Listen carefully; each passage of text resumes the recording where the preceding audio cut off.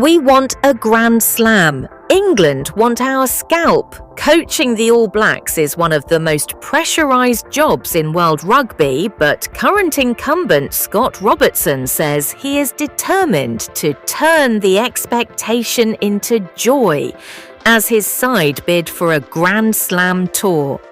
Despite an inconsistent first 2 years in charge by All Black standards, 19 wins and 6 defeats in 25 matches. Robertson and his side are in London this week with a first home nation's clean sweep since 2010 in their sights.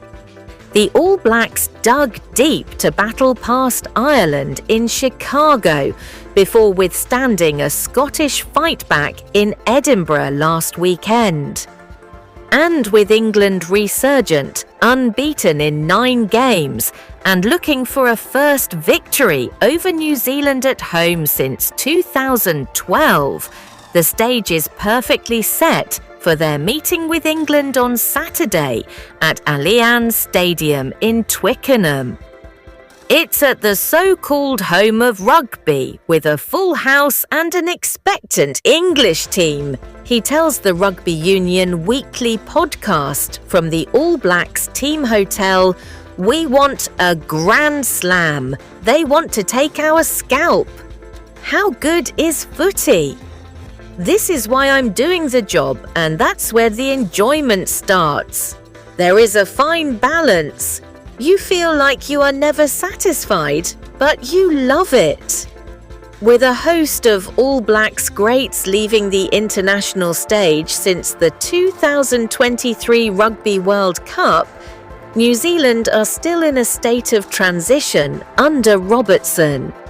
While there have been some stirring wins, such as over South Africa at Eden Park, to maintain their unbeaten run in Auckland, a record defeat by the Springboks a week later, and 2 losses to Argentina on Robertson's watch have muted the enthusiasm of the New Zealand rugby public.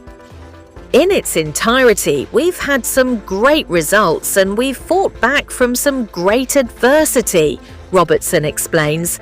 We've played some really good footy and exposed 20 debutants over the past 2 years.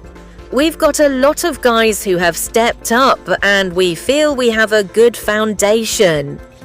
But while it is not a vintage All Black side yet, they are still ranked number 2 in the world and boast a handful of superstars.